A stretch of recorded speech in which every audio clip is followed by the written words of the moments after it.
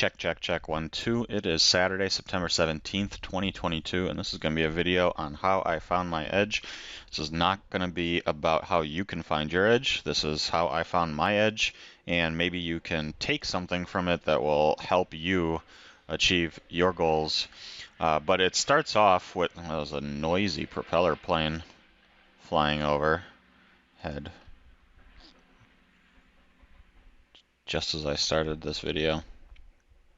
Okay, let's try that again. So it started off with me trying what other people were doing, what others did, and this didn't work. Specifically, I tried to do stuff like indicators, I tried candlestick patterns, I tried so many different things that other people were doing that they were saying would work. Things like this SMA crosses crosses over this SMA, and then this is the spot where you buy, and that's gonna lead you to success. None of this stuff worked.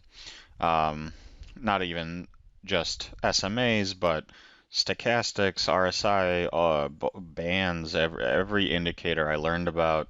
None of them I was able to find edge on, because now looking back, that's not what edge means. That's not how you define edge. Then I tried candlestick patterns. There's various ones. You got your flags, you got your pennants, you've got cup and handles, you got shoulders, head and shoulders, you got all these different candlestick patterns. None of those worked for me either. None of that worked. And so I tried all this stuff that other people did, and all of it didn't work. And what I realized was that over time, it was really about finding a pattern of some sort, not a candlestick pattern, but a pattern of some sort, leaving that intentionally ambiguous, that I was able to recognize repeatedly, and then studying the behaviors that happened around that pattern. So I tried this, none of those worked, all failure, and then I ended up studying a pattern I recognized happening. And for me, that looked like, oh, that is not pretty. I wonder if I can make those square edges. There we go. That looks better. For me, that what ended up being identifying a specific pattern that happened when I could see large institutional participation in an equity. And I started studying the behaviors that happened around that. But that doesn't have to be what your pattern that you're recognizing, repeating over and over is. This takes a lot of seat time. You have to really sit and watch and see things happen over and over again. But the pattern that I recognized was that when there was some kind of news catalyst, and then there was some kind of event or some kind of fresh news that made large participants have to make choices, they had to move something on or off their books, that had a repeatable pattern over and over and over. So I studied it because it made sense to me. If I saw a piece of bad news on a stock for a company, and then I saw the stock fall, I studied what happened after that bad news hit and the stock fell. Did it just go straight down? Did it go straight down and then pop up hard and then come back down? Did it go straight down and then just chop like this? Did it not go down at all, but actually reverse and go up? There was all these different variations, all these different nuances, so I studied all of these. And then I would do the same thing for when there was like positive news catalysts. Sometimes things would go straight up, and then sometimes they would just go straight up, pull back, and then continue. And sometimes they'd go straight up and then chop around like this, similar to the downside here.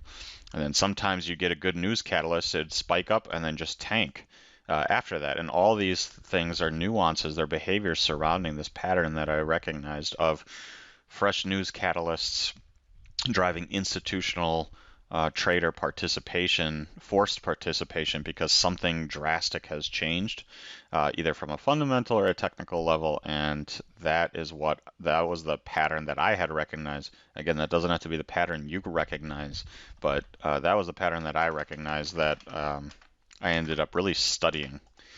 So after that, I think another thing that was big for me was the why. For me, a why thesis gave me a lot of conviction. It's subjective. It is a bit fundamental sometimes, but the why part of why a trade idea is happening or playing out in front of me gives me conviction. And that conviction helps me stay with the trade. It helps me put more size on. It helps me not abandon the idea. It helps me go against the crowd, if you will, when things look like they're going one way, but I have conviction in my trade idea. The why is driving that, all from a strong foundational underlying support, so that I know that I have something strong to rely on. Other people don't need a why for their edge, but for me, the why is very important for the edge. Now, if that doesn't make sense, what's another way I could explain this? For me, the why explicitly is when there's a news catalyst for my strategy, for my edge, when there's a news catalyst and something has fundamentally changed, it's often accompanied with some kind of technical change in the stock itself, and there is some kind of immediate movement which throws a bunch of large institutional players off sides. Either they want to be involved, or they were involved and need to be getting out or changing their position somehow. That is my why, because that drives some of the behaviors that I was talking about earlier about the studying the pattern that I recognized. Why do some stocks, when they have really positive news, do they go like this and then come back and retest and then they continue up? Well, when there's a positive news catalyst that comes out here, and then the reaction to that is buying both from retail and institutional levels. It hits a peak and then it subsides. Those institutions are coming to buy more, and they're putting a line in the sand where they're saying, yeah, we want all of it right here because of this positive news catalyst. That's my why. That's why this trade works for me. That's part of my edge, is understanding the why behind it. Why is this a place for me to start looking for a long? Well, it's because these institutions are being driven off of a catalyst to purchase this stock, get it onto their books, or maybe get it off of their short books and cover. But either way, we're talking about buy side momentum in this example. So that positive news catalyst is the reason those institutional traders are present and are buying this stock and driving that price higher. Without that, this is just price action.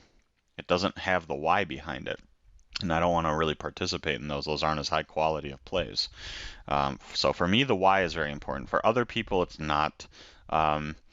Something that doesn't have a why would be if you let's pick on the moving average crossover one again. Let's say you have a moving average, and then it's going up, and you have a faster moving average, and it's going up like this, and the crossover is happening right here.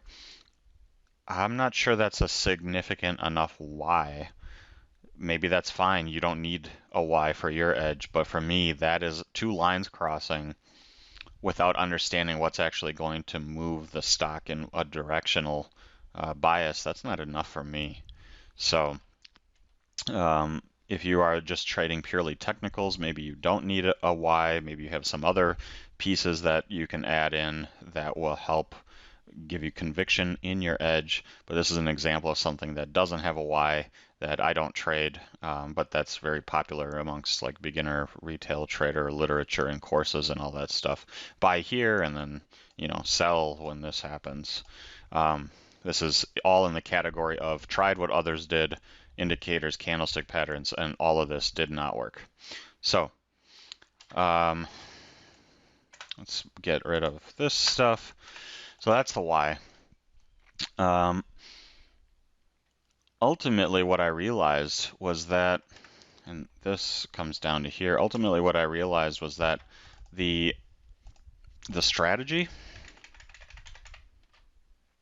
plays a smaller role than risk management.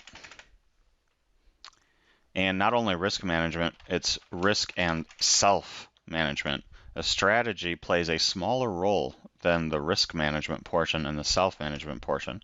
What does that mean? Pretty much you can be given a quote-unquote profitable strategy, but if you don't have risk or self-management in place, you will lose money on it. You can probably find a way to take any reasonable strategy, even basic ones, even the moving average crossover one. And if you apply it in the right way with the correct risk management, you could find profitability there. But a lot of people don't have that. So after having found an edge, I came to realize it's really not about the setup.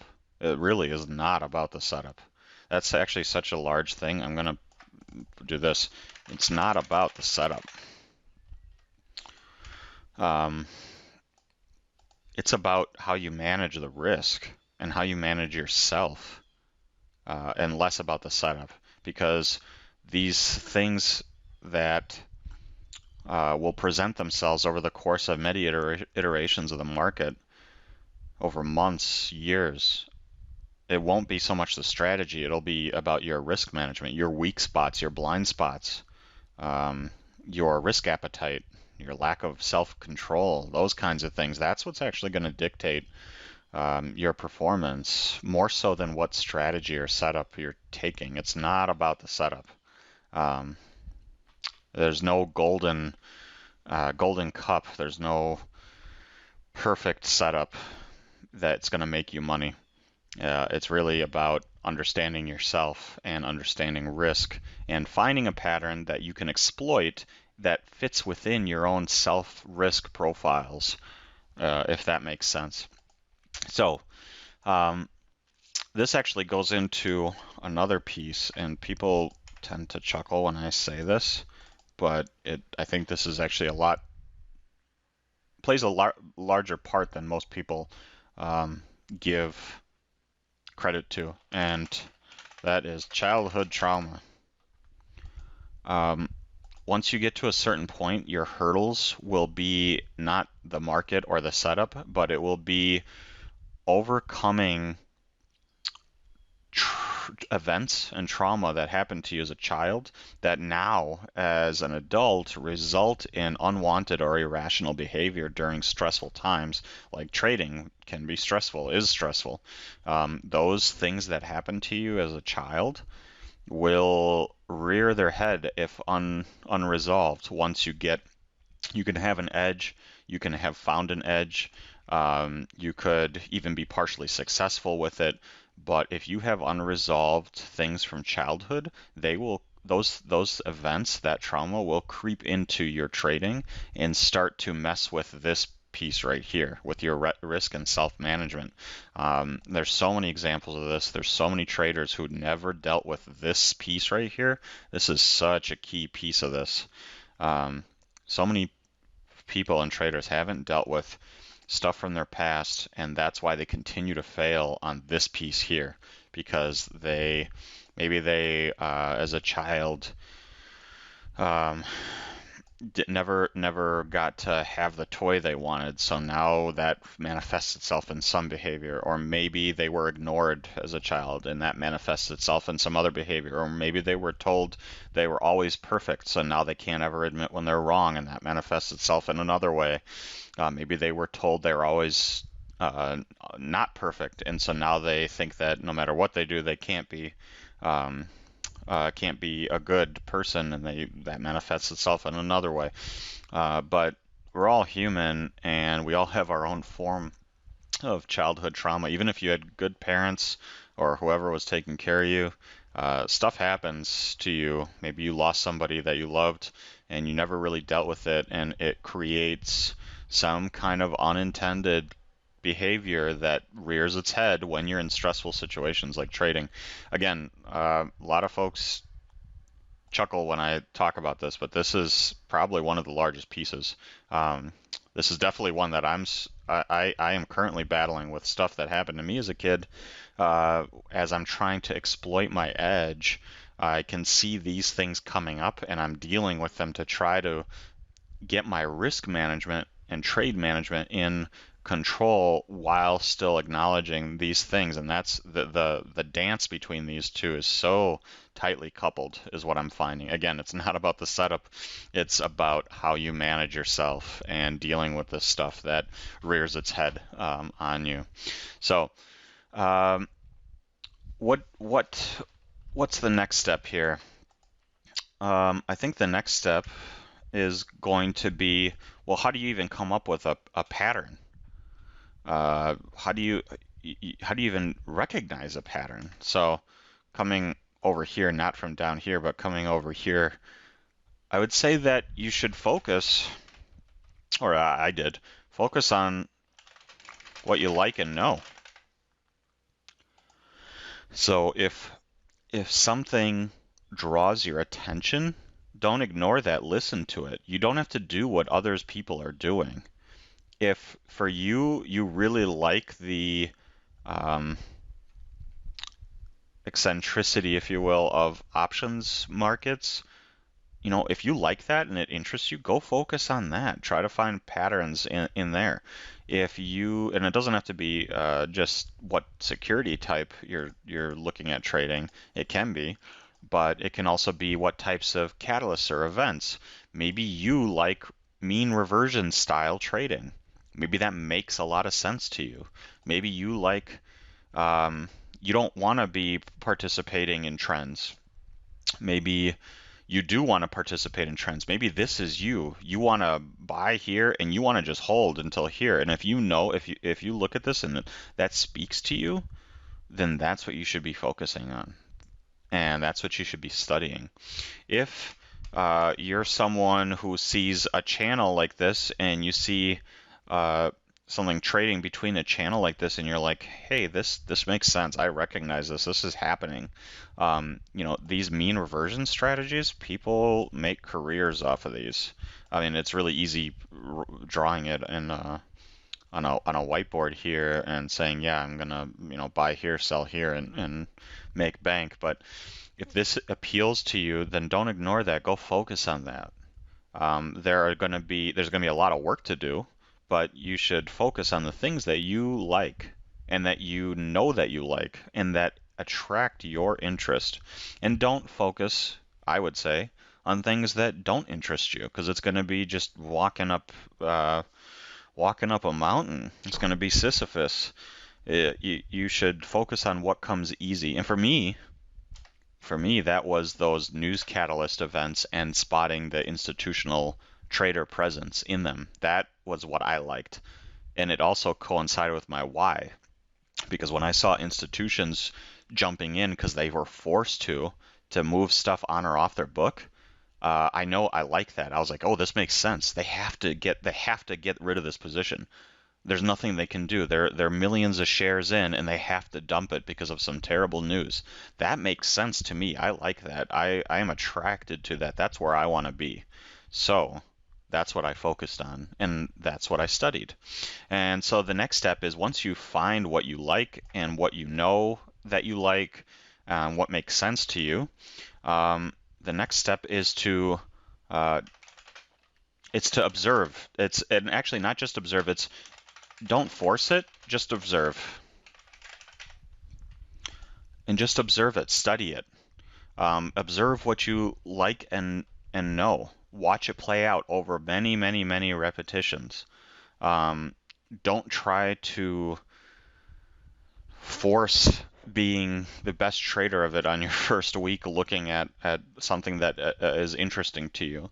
Just watch it play out. It's going to take not only months, but years of just observing that and all the different variations and all the different market regimes and contexts to understand all the different nuances and ways that it can play out.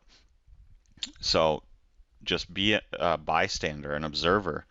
You can still trade it, but I would say the focus on learning and identifying the edge within it has to be done in a casual manner. You can't force it. You have to observe it. So learn the nuances is another one. So as you're observing, you should observe the nuances. You should catalog them, and you should categorize them. So with respect to my edge and my setup, that looks like, well, for example, if we have a piece of bad news that hits a stock and the stock has an immediate down move, and then all of a sudden I see a lot of volume transacting down here at this level, and then the pop of it only goes up to a certain amount, that's one nuance. Versus if it comes down to this level and then a huge amount of volume happens at one print and then it pops up to retest a level here, but on light volume, that is a different play setting up. Those are two different plays that are setting up, and they present two different opportunities. And without having observed, not forcing, but observing this happen over and over, and all the different variations of all these, and cataloging them and categorizing them and recording my screen and reviewing the tape. I mean, this is why I upload all my videos so that I can watch them later before I go to bed on my phone, so I can watch the what happened and just embed these nuances in my brain. Each of these nuances has to be approached differently. It's not a one-size-fit-all, for me at least. Different setups will require different amounts of risk. Some setups are A's, some setups are B's, and others are not even worth taking. So you have to really pay attention to the nuances and categorize them. And then the next one that I would say is, after you've started to identify those nuances, you have to create criteria. And those criteria should be based off of the nuances and categorizations that you observed while you were learning and studying. And the criteria have to be meaningful, they have to be objectively measured, they have to be explainable, they have to be something that you should be able to give an elevator pitch as to what these are. And this is really the strategy portion of the edge right here. Each of these nuances will likely have different criteria. So when I see, for example, let's just use the same example, bad news, stock comes down here, and then if all of a sudden I see a ton of volume happening on the bottom of that move, that actually, for me, that gives me pause, because this is typically the type of pattern that I've studied and a nuance I've observed that does not result in a second leg down. Typically that results in a reversal and reclaiming the level that it dropped. So again, there's a lot of other criteria and nuance involved there. Also, this criteria shouldn't just be on one time frame. I'd argue that it should be across multiple time frames.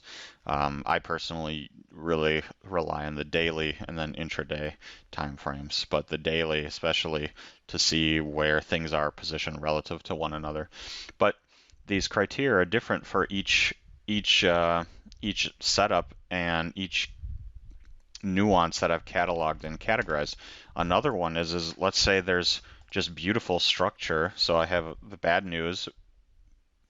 We moved down. Different levels had good volume happening on them. And then we have um, a pop. And I start to look at this here, but then I notice that despite there being good volume, it's not immense, excessive volume. It's like the structure is good itself, but the overall volume on this move just wasn't what I need to get involved.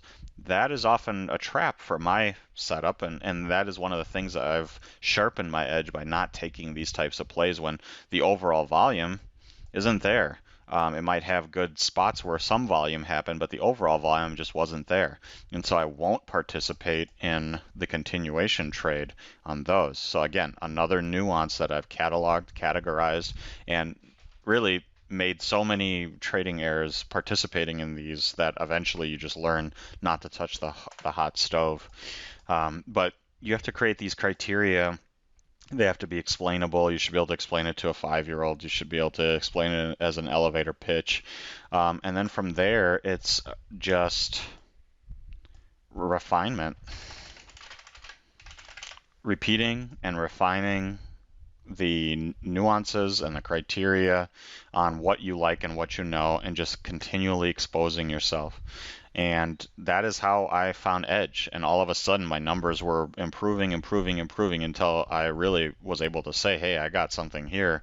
I'm seeing this better. I'm staying out of the subpar plays. I'm participating in more of the A-plus plays. I am managing myself, and that's where you really start to see that it's not about the setup. It's about just managing what is happening in the context of where we are right now in the market cycles, in geopolitics, and everything that's happening. And that's how I started to see edge. And so I guess the last piece here is that you start to see the edge appear. And that's where risk management issues arise. That's really the final step of if going from not having an edge to having an edge is, well, maybe not the final step, but the next step after repeating and refining, which you are actually constantly doing. I don't think this ever ends. You continue to repeat and refine all the time.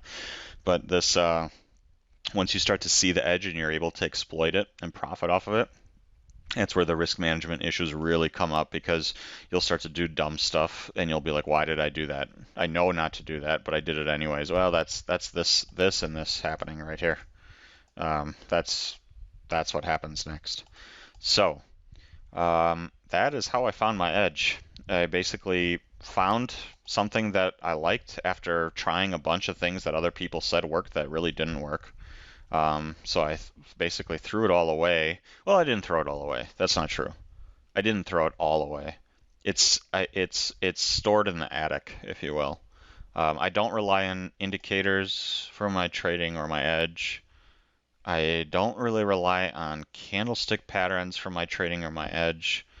But I do rely on the why and the pattern that I recognize now based on the various criteria and the various nuances that I've just seen play out over and over and over again.